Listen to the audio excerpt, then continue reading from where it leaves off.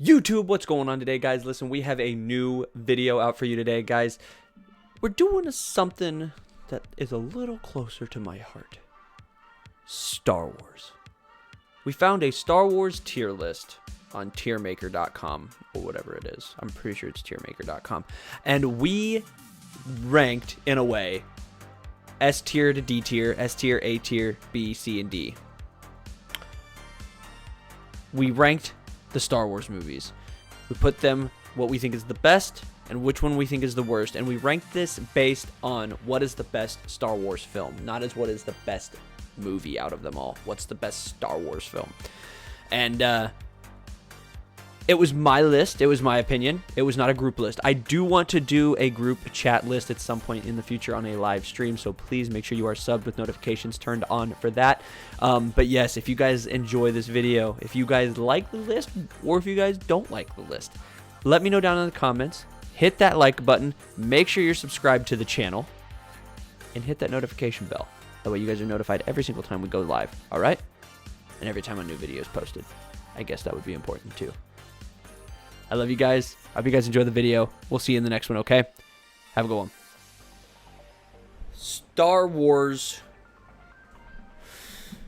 film ranking tier list maker. As many of you may know, I am a Star Wars junkie. Star Wars junkie. I absolutely love the Star Wars films. Absolutely love them. Can't get enough of them. They are amazing. They are fantastic. And I think they are some of the best films ever made. Visually, story-wise, action, dialogue. They're all so good. Some of you may agree with this list. Some of you may not agree with this list. But this is my list. My list. Mine. I'm kidding. If you guys enjoy, if you guys like the list, if you guys don't like the list, let me know down in the comments. Okay. Like the video. And make sure you guys hit that subscribe button. We're going to do more of these, but right now this is the first ever tier list we're doing on this channel. And we will do more of these tier lists. I just feel like it was only right that we do the Star Wars films first because I am Revan X. My namesake is Darth Revan. So I figured we would just get into this and we would discuss what we think. Okay? And I'm serious about this. Hop in the comments and seriously, in the chat, let me know if you agree or disagree with a take, and let's talk about it, okay? I don't know if you're going to change. You won't change my mind just because this is my opinion. I have seen these movies plenty much to know where I want them. But let's start. I think we should start in order from 1 to 9, okay? Oh, man. So Star Wars Episode 1, The Phantom Menace. Star Wars Episode 1, The Phantom Menace. So, I'm going to start off by saying, I like this movie more than the average person. More than the average Star Wars fan, I would say. There are movies in the saga of Star Wars that make this movie seem better, right? It actually makes a couple of movies better. It is not S tier. Star Wars Episode 1 is not S tier. It is not A tier. Star Wars Episode 1, The Phantom Menace, is a B tier Star Wars movie. Star Wars Episode 1, The Phantom Menace, is a B tier Star Wars movie.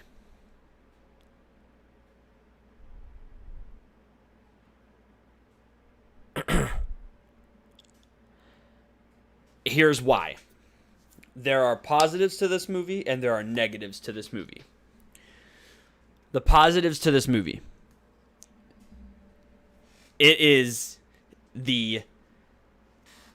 basically the telling the origin story to the person that we all, the character we all know and love, Anakin. It is the origin story to him. It gives Qui-Gon Jinn is A tier. Qui-Gon Jinn is S tier character. Like, he almost makes this movie, him and Obi-Wan, Obi-Wan and Darth Maul almost make this an A tier movie. That's how much I like this movie. They almost make it A tier. And it's because of the characters. But what this movie does suffer from is also the characters. Like, seriously, it also suffers from the characters. And what I mean by that is, it is that telling story of Anakin learning he's the chosen one, making his way through his life, being found at such an older age, as opposed to when Jedi are usually found, or Force-sensitive children are usually found to start their training. And it just Jake Lloyd does a really good job of portraying a kid who doesn't know what he wants, right? He does such a good job of portraying a child who is so confused. Now, on top of that, to kind of play off of that, Jake Lloyd is also one of the reasons this movie suffers, because he's not the greatest actor. I get it, he's a kid, but seriously, there are times when I can't watch this movie because, seriously, I will say I can't watch this movie today because of Anakin. You know what I mean? I can't watch it because of him. I can't watch it because of Jake Lloyd. But I know I can watch it if I'm doing a Star Wars. I'm excited to watch it, like a Star Wars marathon. I'm excited to watch it. Natalie Portman does not do the best in this movie. She improves movie to movie, like, incredibly well. She improves movie to movie and gets better. So she's just super monotone as Princess Amidala. She's kind of awkward and weird sounding, and I get that's all she's ever known is politics and being that way. And I know, and you could also probably say, well, that was her body double or whatever, what have you. But I don't necessarily buy that as much. So she's also a downfall of the movie for me. And then Jar Jar Binks. As much as I love Jar Jar Binks, I cannot stand him in this movie. I can't stand him. People love Jar Jar Binks. Seriously, people love Jar Jar Binks. They love him so much they've been willing to say he is the mastermind behind it all. He is the Dark Lord of the Sith. It is Darth Jar Jar. I get it. It's funny. It's fun. But he's a fun character. He was designed for kids. I just didn't even like him when I was a kid, and I just grew up to not like him. And I might have gotten that from my dad. I can't remember. I've actually honestly never asked my dad his honest opinion of Jar Jar. But just from hearing him, I can probably, I can honestly, I think I can say I don't think he likes Jar Jar. But that being said, this movie's weird. This movie, the reason it's B tier, the reason it is middle of the road, is because the characters cancel each other out. There are aspects to the character, and the story and the dialogue cancel each other out very well. So, dialogue in this movie is not the greatest. The dialogue in the 1999 Star Wars Episode 1, The Phantom Menace, is not the greatest. But the story is fantastic. They cancel each other out. Characters. They have A-tier characters. S-tier characters. Qui-Gon, Obi-Wan, Anakin, he's S-tier. He is an S-tier character at times. Like, Anakin is kind of half and half. But you got Qui-Gon, you got Obi-Wan, you got Darth Maul, and you got Anakin. And then you've got Anakin, who can also be a D tier character in the film, and then you've got Padme, and then you have Jar Jar. They to me, they cancel each other out. Hence why I have placed Star Wars Episode 1 B tier. Moving on. Star Wars Episode 2 Attack of the Clones.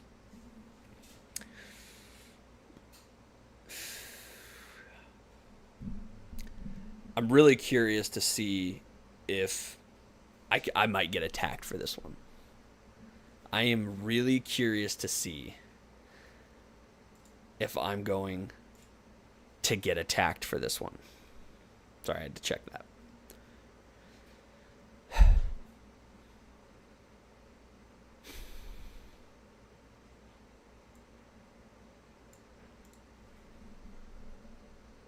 D tier. And I'm going to actually C tier. It is a C tier film. It is a C tier Star Wars film. I am ranking these as Star Wars movies. Star Wars movies. To the story, everything that pertains to the story. Star Wars Episode 2, Attack of the Clones, is a C tier film. Visually, it's stunning. The special effects are good. Story, great. The story is great. But here's what I gotta tell you. This movie is the first Star Wars movie to make me actually skip through scenes. It actually makes me skip through scenes. I have since not done that. I don't do that anymore because as I've gotten older, came out in 2002. As I have gotten older, I start to understand the loving aspect of the story, the love aspect, the falling in love between Anakin and Padme. I've started to understand it more, and it starts to make more sense. However, it's still so cringy. So cringy. Like, it was... I know plenty of you probably know that it was supposed to be Leonardo DiCaprio playing Anakin. I have heard the reason Leo did not get the role was not because Hayden Christensen was a better actor. I love Hayden Christensen, don't get me wrong. It was because Hayden Christensen apparently looked better and played the love story and naturally worked better with Natalie Portman, but also because he did pull off the anger and the rage much better. So I agree with that. The anger and the rage, yes. Acting-wise, Leonardo DiCaprio is a better actor than Hayden Christensen. But I can understand Hayden probably having this natural connection with Natalie Portman because they did actually care for each other, like, in life. And I think Leo was more so as a role, less than coming, like, to actually making a connection with the character. And I think George Lucas can appreciate, like, was able to appreciate that much more. But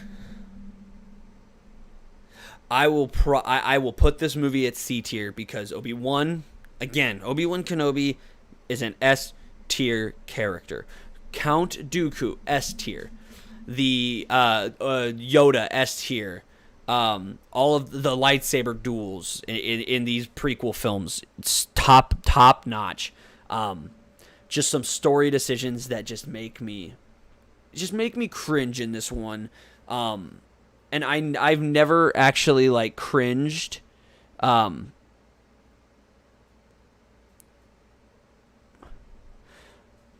never actually, like, cringed at a Star Wars film before, except for Star Wars Episode 2.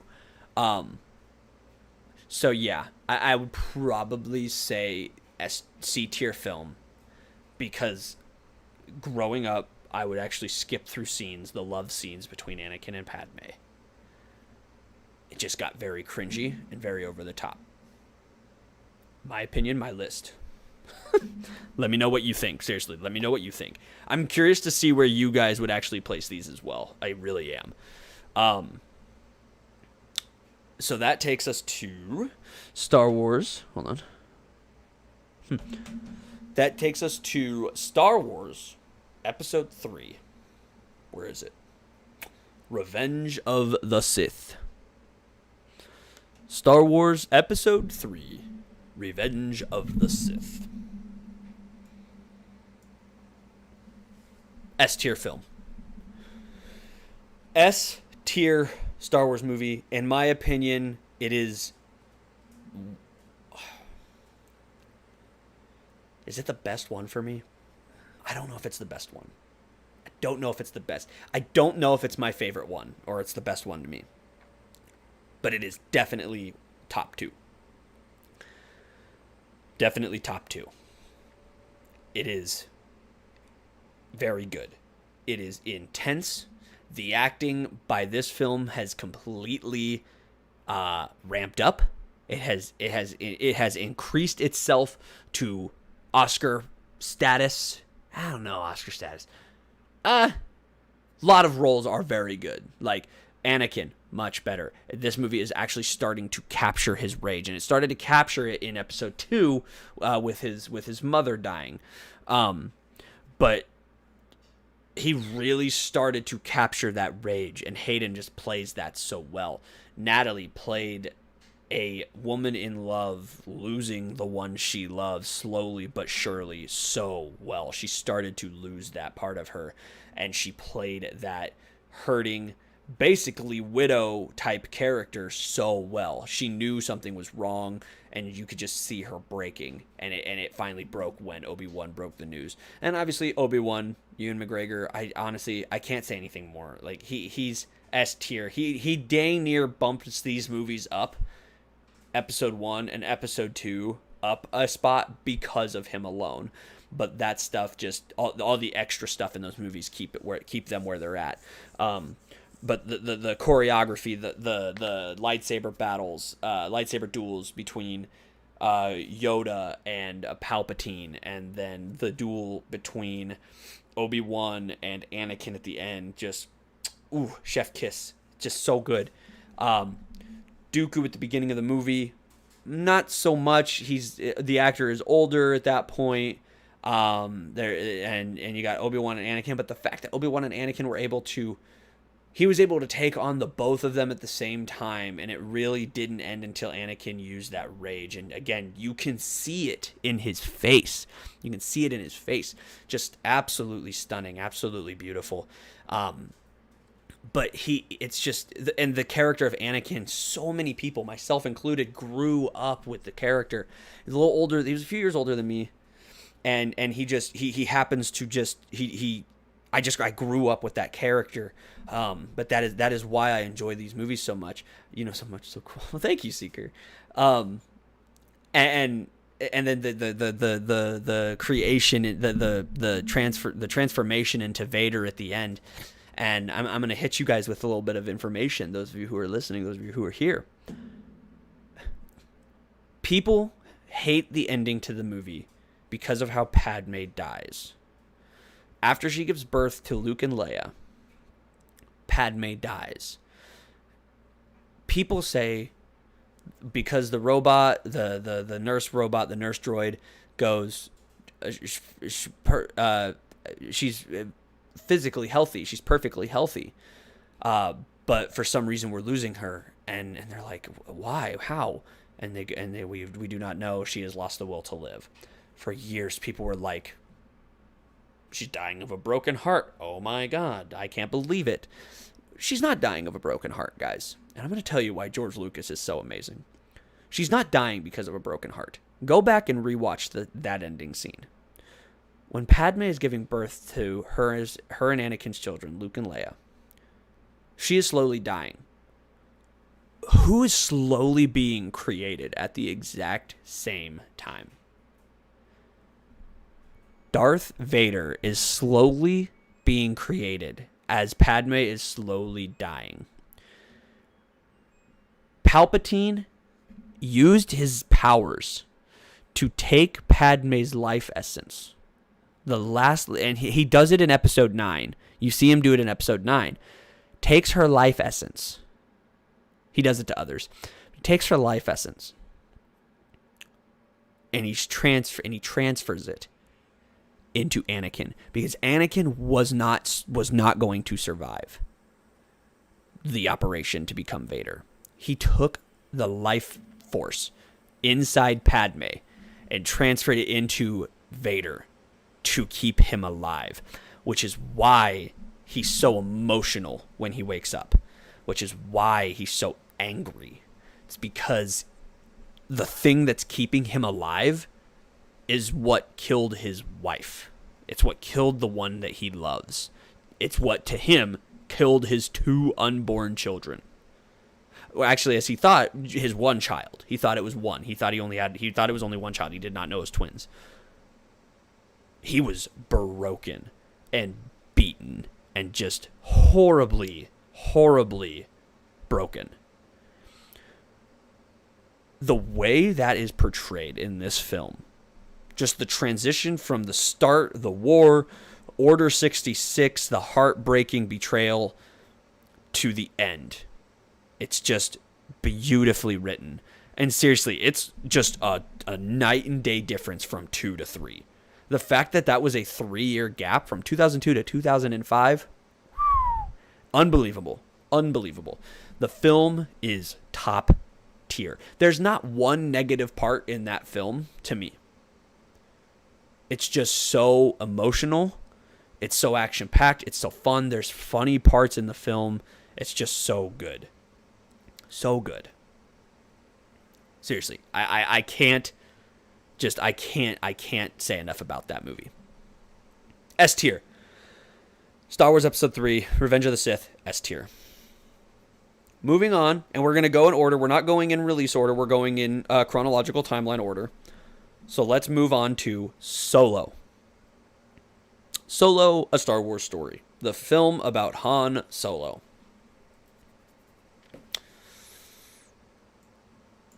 B tier. These movies is where I'm very excited to see the comments and what people think. This movie is a B tier movie because it is not a bad movie. It's a good movie. It's fun. As a Star Wars movie, that's why it is at B. Normally, I would, if Solo, A Star Wars Story was not a Star Wars story, it would be an A tier movie for me because it's just so fun and entertaining and funny and sad and the acting is great. The writing is good. It's a B tier movie though because it's just I didn't really want a Solo film, like a Han Solo film. My dad was one of those people who did because he loves the character. Han Solo was never my favorite character. I didn't grow up with Han Solo like a lot of people did. I thought he was a fun character. I thought he was a character that didn't really need a background story. Kind of like the Joker to me. But the Joker movie was stunning. I thought the Joker movie was great. I thought Solo was a movie that didn't necessarily need I thought Han Solo was a character that didn't need a background. You know what I mean? Didn't need a backstory. I thought the fact that there was kind of a mystery to him, a gravitas to him that, I don't know. I thought it was cool that he didn't have one. And then they did it and I wasn't super looking forward to it. And the reason it is B tier is because it surprised me at how good it was. It was a very good film. But not Star Warsy enough for me. You know, you have the Pikes, Woody Harrelson was in it, Emilia Clarke, Daenerys from Game of Thrones was in it. Just an all-around good movie. And obviously Chewbacca, Paul Bettany who plays Jarvis, who plays Vision in the Marvel movies, was in it. Just a good movie. Me too. My dad loves Solo. Yeah, Solo's it's a good movie. I'm not going to put it A tier though, because I look at some of the movies on the list that I have coming up and I can't have it at A tier because of these other movies I have. Because it just, to me, they deserve to be A tier more than Solo does. Because I can't look at these other movies and go, yeah, they're Solo is on the same level. But to me, it is just top notch, just a top notch film. It's super good, super entertaining, and just a lot of fun. I mean, I can't. There's no other way to describe it. No other way to describe it. Just a fun movie, fun action, funny comedy, good writing, good movie. Just a good movie. I definitely want to see a sequel. I'm not going to spoil anything. You know what? It's been long enough. The ending with Darth Maul. Darth Maul at the end makes me want another Solo film. That was the hook. Right at the end of the film, that was the hook to make me go, whoa, all right, what do we got here? And then they haven't done anything with it yet. And I think it's because of all this Disney Civil War, rumors of the Civil War going on at Disney between Kathleen Kennedy and her people, Dave Filoni, Jon Favreau and their people. Just this kind of Civil War going on that I don't really pay attention to as much. But I have heard a lot about, and I do have some opinions on it. We will talk about it with some people down the road, in kind of like a round table type discussion. I have plans for that moving forward, but good. It was a good movie. I do think that Alden Ehrenreich, who plays Solo, will be in the Lando show. I do believe the Lando Calrissian show that is coming out on Disney Plus is going to be Childish Gambino. It is Donald Glover. I do believe it will be Donald Glover. I will think it will be post Solo, maybe pre Solo as well, leading into Solo and then past Solo. And I do think Alden Ehrenreich will be in it, kind of like a buddy cop fun type movie. You know what I mean? It's kind of like a fun buddy cop film. That's kind of what I think Calrissian's going to be, and I do think it will be Underworld. I do think we'll see Maul. Going to be a lot of interesting stuff in it. Emilia Clarke is rumored to have returned. Emilia Clarke is rumored to be in the Boba Fett series. A lot of rumors going around with this. I'm very intrigued moving forward with Solo. So Solo is a very intriguing film to me. Very intriguing film to me, but it's very good. Solo is a movie I can go, hey, if someone goes, hey, want to watch Solo? I'll go, sure, because it's just a fun movie. It's a fun movie. So then moving on to Star Wars Rogue One. Rogue One, a Star Wars story. I know people disagree with me on this, and I know some people agree with me on this. S tier. Star Wars, Rogue One, a Star Wars story is an S tier film. Story, action, writing, dialogue, visual effects, soundtrack, characters. I don't think there's not a negative in this film. There's not a negative in this film. I have yet to watch Rogue One, a Star Wars story, and see something that I don't like. Everything I have seen in Rogue One, a Star Wars story, to me is good. I have never seen a negative to that film. To me, every time I have watched that film, I have never walked away from that movie going, I wish they did this, or I wish this was different. Everything to me in that film is perfect, and it perfectly sets up Star Wars Episode 4. Like I said, it is emotional. It is action-packed. It's entertaining. It's funny. You seriously, they connect you to every single character, and then they rip them away from you at the end. Every single one of them. And like, I didn't, when I was watching the movie for the first time, and I heard Bodhi Rook, the character Bodhi Rook, the pilot, I didn't love his character. Like, I thought he was entertaining. I thought he was fun. I thought he was a good character. He was not my favorite. And I was saying to myself, if he dies by the end of this movie, I'm not going to be that sad. Just because I didn't feel like I was connected that much to the character. And then he did. And then I was like, they did it in such a shocking fashion that I was like, what the heck? And I actually kind of like grieved for Bodhi Rook a little bit. Like, I was actually kind of sad that when Bodhi died. It was actually kind of surprising, but that shows you how good the writing in that film was. And the visual effects with Tarkin. You got Tarkin, young Tarkin, an actor. That actor did such a good job, nailed him to a T. Great visual effects. He looked just like him. And I know they did like a digital de-age, but it was a different actor that they threw the Tarkin actor's face. I can't think of his name now. Peter Cushing. And then you have the de-aged Leia, played by, I think she's a Swedish actress or a Norwegian actress, and digitally de-aged Carrie Fisher onto her face, and it was just so stunning. You could see little bits that made you go, not so much. But also it was half a second. It's not like Tarkin, who actually had like an interesting role.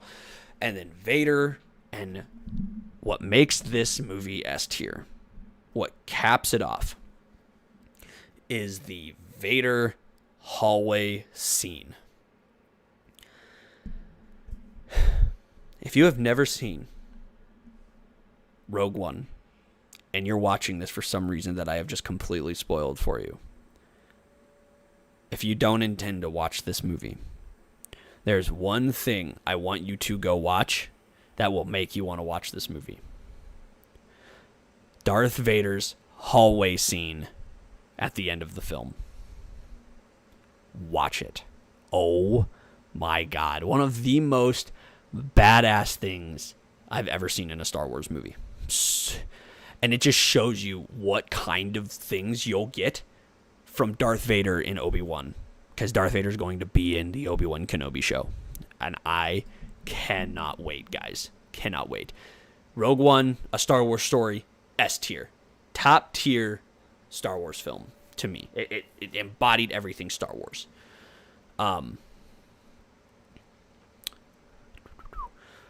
That brings us to Star Wars Episode 4, A New Hope. Pretty much perfectly into A New Hope. Not even technically Star Wars. It's technically just Star Wars. Not even A New Hope. It's just Star Wars. But Episode 4. Whew, man. My take on this film has changed over time. My take on this film has changed over time, guys. It has gone from an S tier film, one of my favorite film, to A tier, back to S tier again, back to A tier. It is an A tier movie. A tier movie. A tier Star Wars film. The reason why is and I understand it's an old movie and it was the first movie, but everything besides visual effects and it's pretty much the visual effects in that movie that make it A tier. Everything else is so good. I thought Rogue One made A New Hope an S tier film. I thought Rogue One made it better, but in all actuality, I feel like if you're watching movies in order, you have to watch Rogue One before you watch A New Hope. And to me, Rogue One just kills the hype for New Hope, because then it's just old. It suffers from being the oldest film.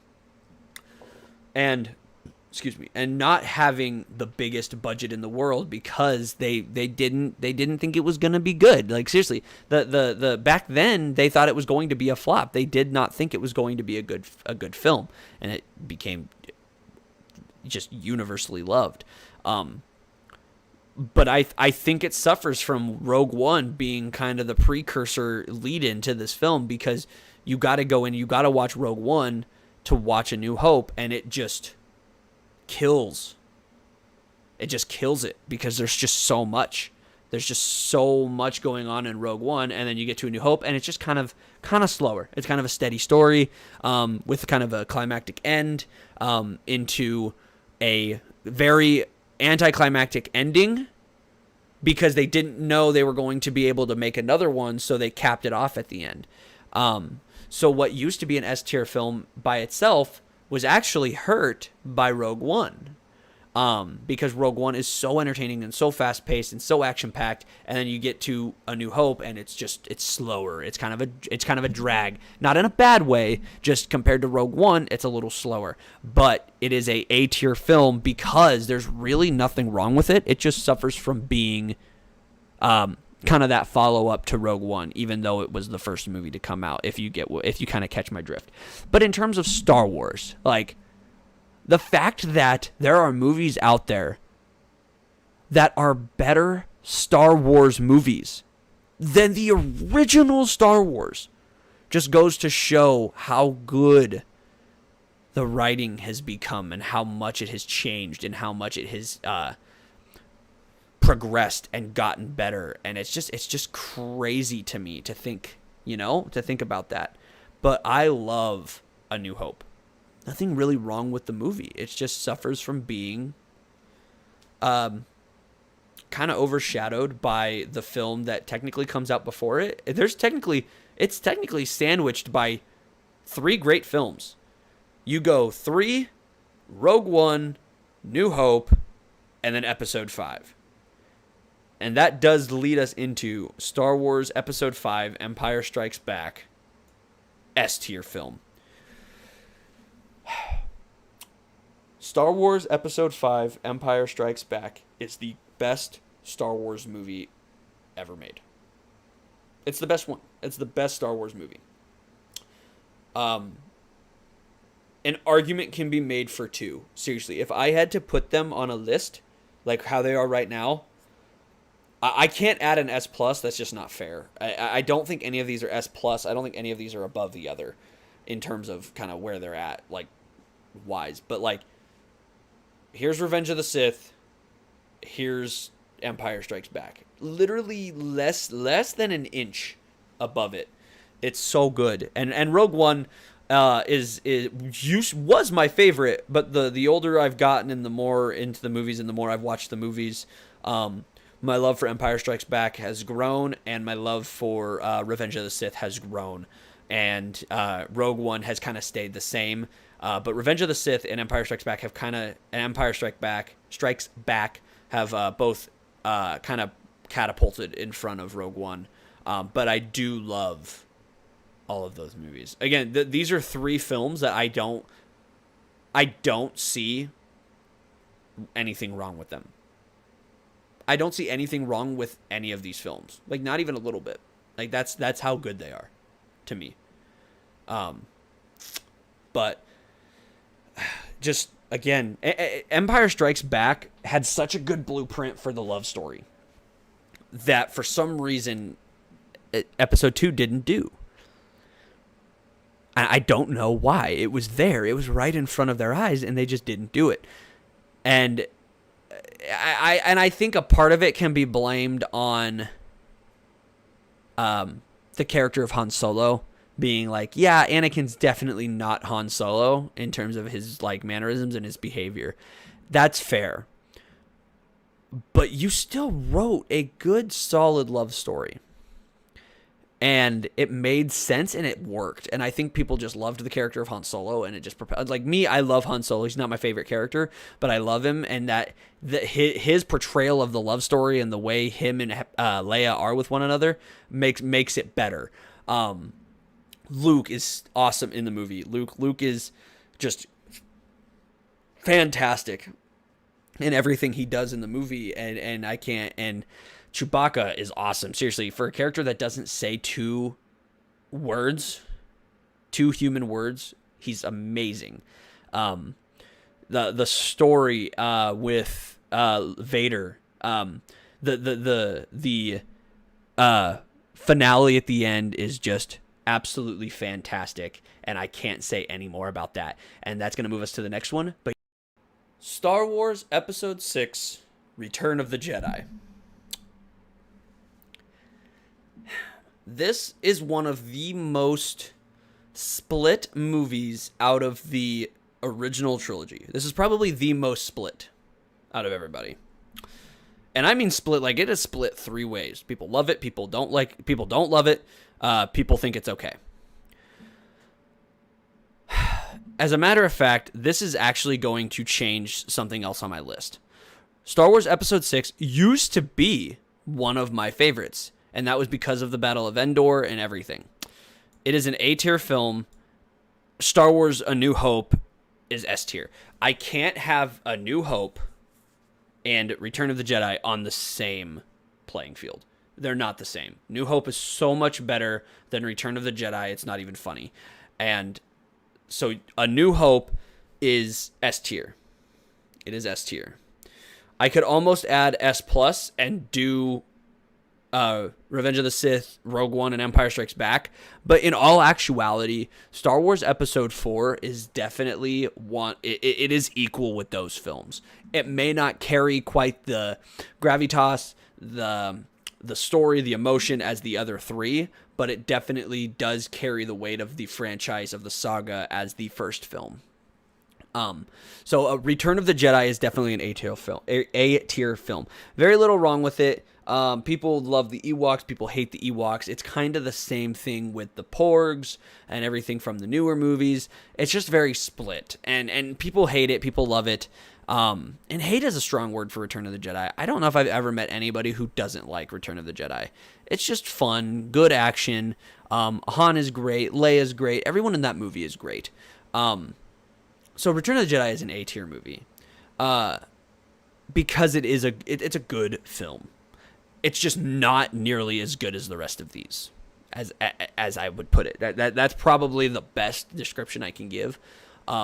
Lando, great. Lando was introduced to us in Empire Strikes Back. Another huge positive of Empire Strikes Back was Lando, and he just builds on it in this one. The stuff on Tatooine, Leia, we get to see Leia be more of a badass, as she is.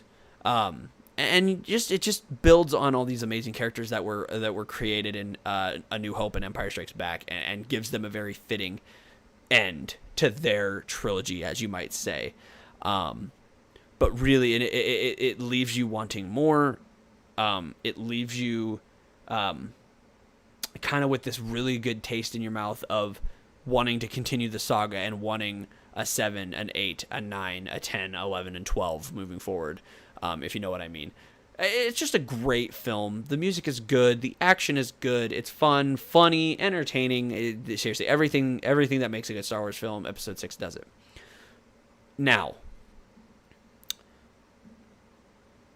on to the sequel trilogies.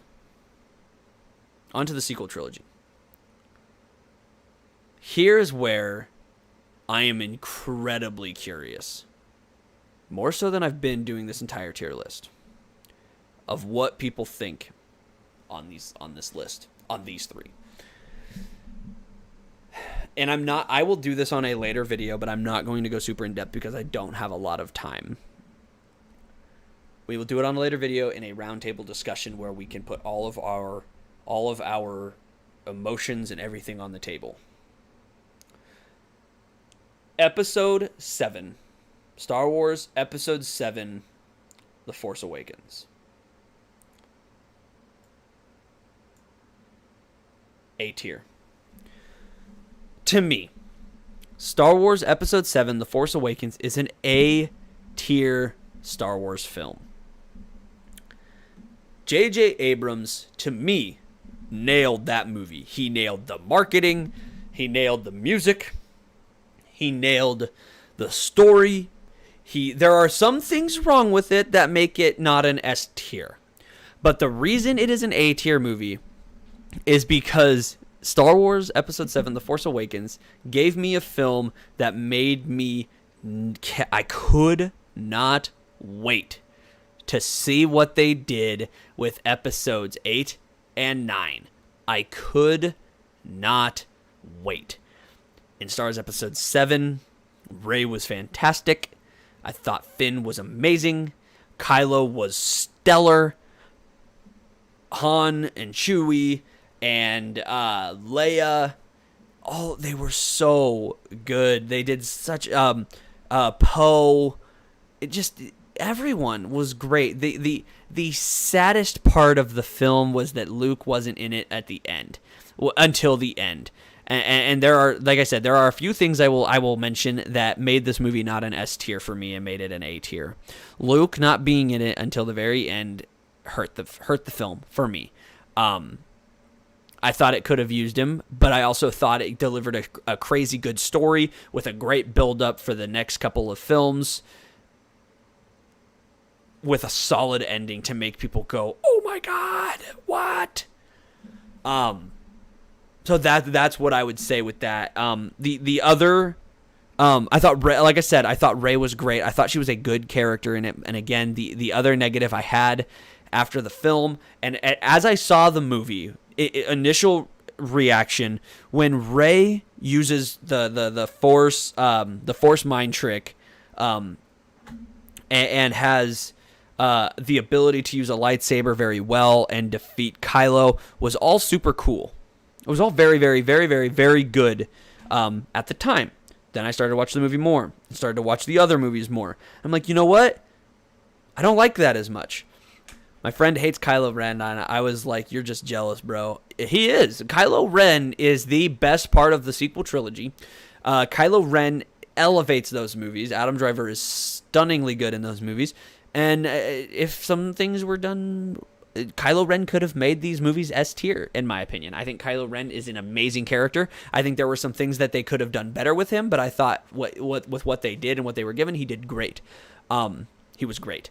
But as time's gone on, Rey being as powerful as she is, with zero training and all of that, kind of keeps it out of S tier for me. It keeps it away from being an S tier film for me because that's not Star Wars.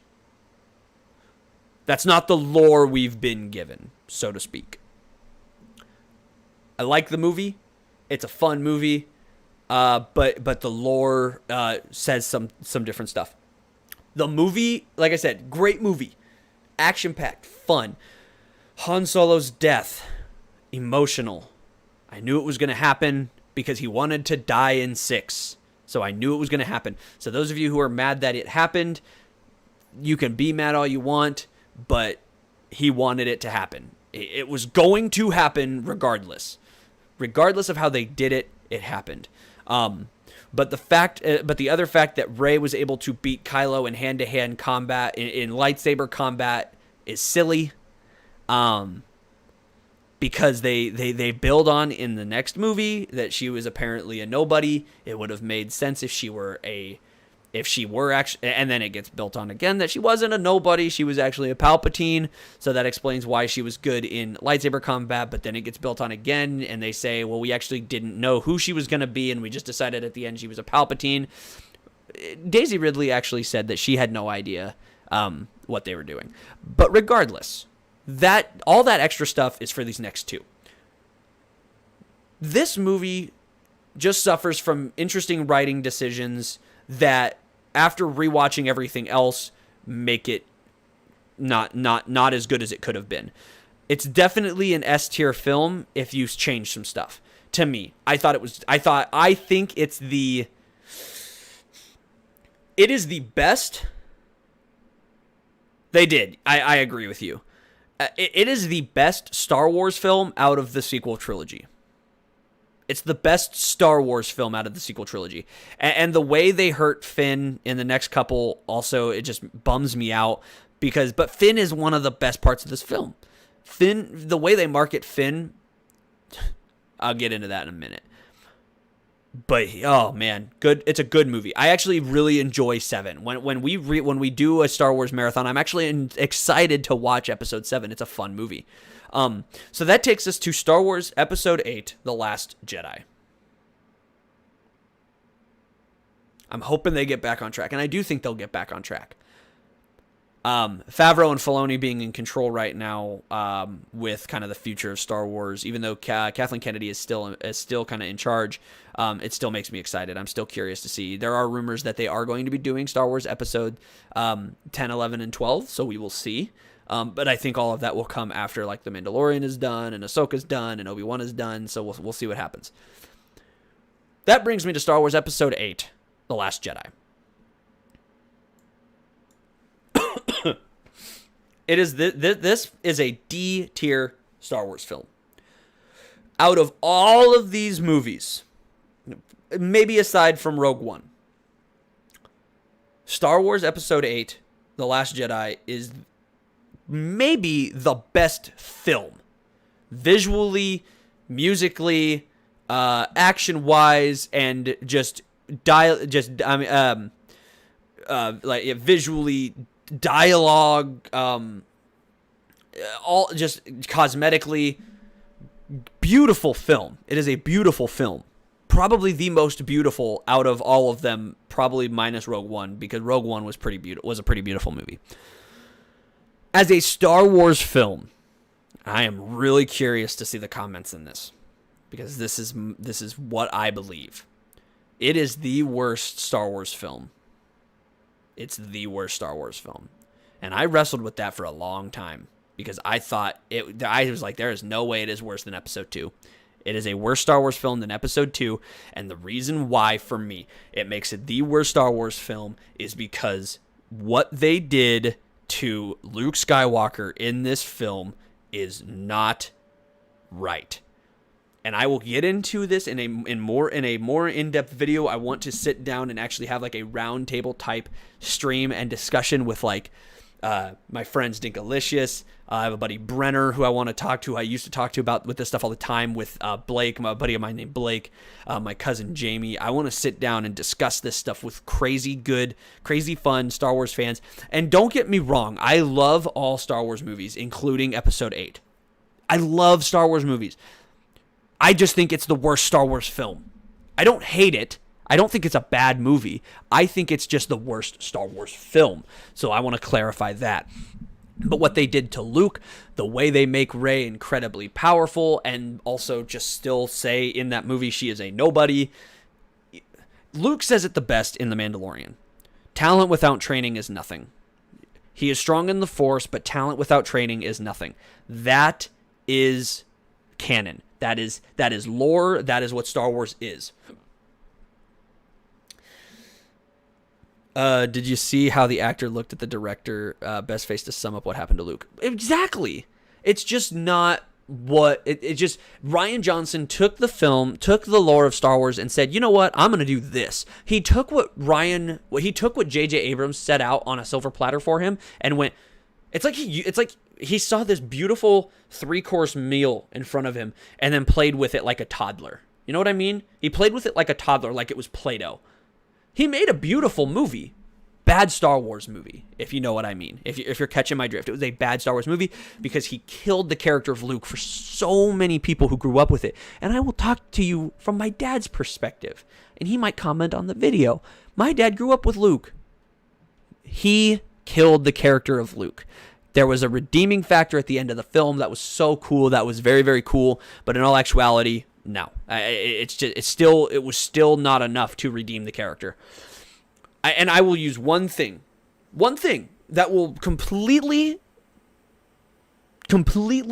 set it aside and go, and you cannot argue this. The second Rey tells Luke, Han Solo dies, Luke, being who Luke is, would leave to go save his friend. He did it in Episode 6. If you want to make the argument that Luke would not leave to go save Han, or sorry, to go help, even though Han died, he would go help.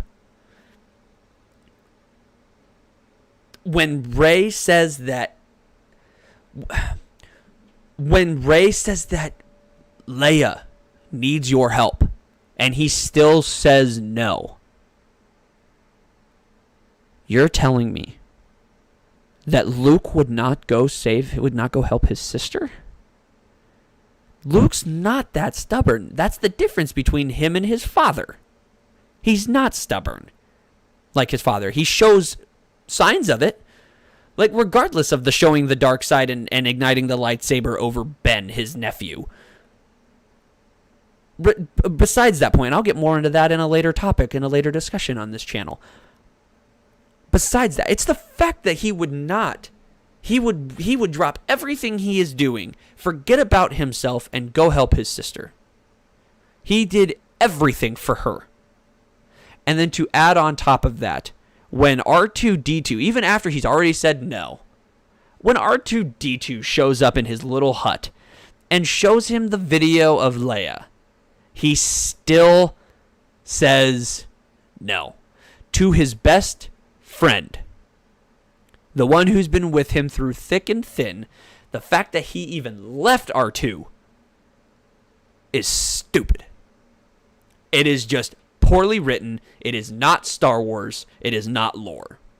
And I'm going to get into more of that on a separate video. But that is my opinion on episode 8, and I can discuss it more in the comments if there are people that would like to comment that for me, that would like to comment and tell me what they think. But here's the thing. If you think it's the best Star Wars film, if you think it's a very good Star Wars film, but maybe not the best, that's totally fine. That is your opinion. I'm not saying it's wrong. I'm not going to say it is a wrong opinion. My opinion is that it is the worst Star Wars film. And there are other reasons why, and I will have another video soon. But that is my opinion on this film. If you have a different opinion, that is totally okay. That is totally okay. I cannot wait to talk about that film with more people. Star Wars Episode 9. Star Wars Episode 9.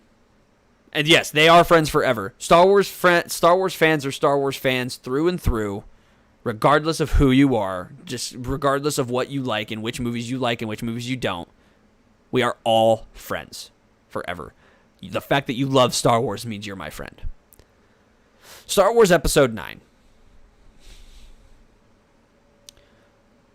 When I first watched this movie, it was my favorite movie. It was my favorite Star Wars movie when I first watched it. As time has gone on, and as I have rewatched all these others, and as I have rewatched it,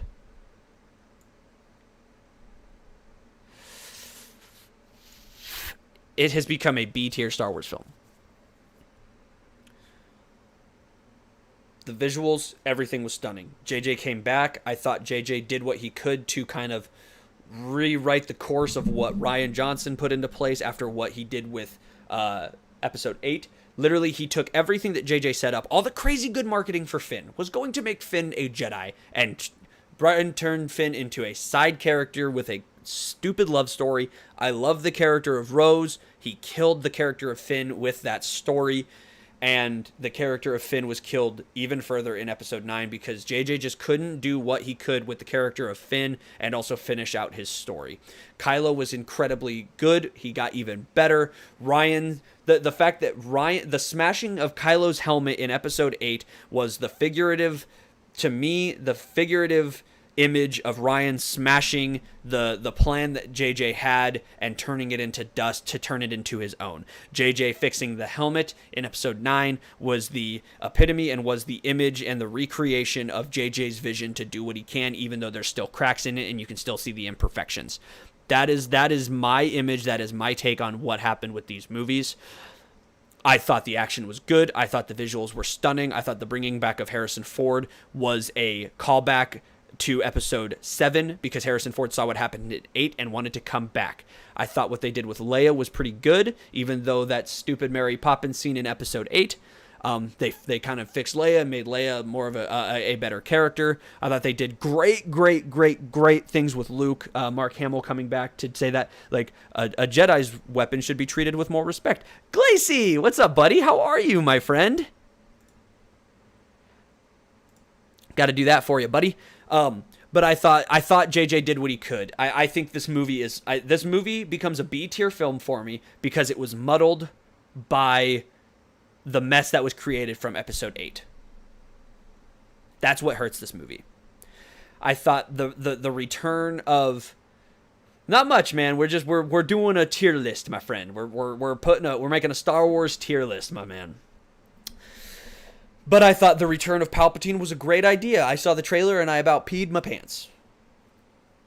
But then the way they handled it, not great. Like, I understand if you think Rey is a super powerful character, is one of the most powerful characters that she can defeat Palpatine, fine. Per the lore, the fact that people say that the clone of Palpatine was more powerful than the actual Palpatine himself is false and not tied to lore. Clones are not more powerful. They can't be more powerful. Per the lore, you are not yourself as a clone. The clones lose their power. But they made him more powerful, and Rey did not defeat the clone by herself. She had all of the Jedi to help her in defeating Palpatine. I wanted that to be more in depth and crazier, but what we got was what we got. Like I said, JJ tried to do what he could. But overall, like I said, the sequel trilogy I'm going to have more of an in-depth video on. But that is my tier list That is my tier list, guys. I hope you guys enjoyed it. I hope you guys liked it. If you guys didn't, that's fine. Go ahead and like the video if you did, regardless. This is going to be cut and placed as a separate video on this channel for you to share and watch and say yourself. But S tier films, Episode 3, Rogue One, Episode 5, and A New Hope. A tier, Return of the Jedi and Star Wars Episode 7, Force Awakens. B tier is Star Wars Episode 1, Solo, and Star Wars Episode 9. C tier, Star Wars Episode 2. And D tier, Star Wars Episode 8, The Last Jedi. Let me know what you think. If you guys liked it, like the video. I'm going to make myself a nice little thumbnail here for a screen capture.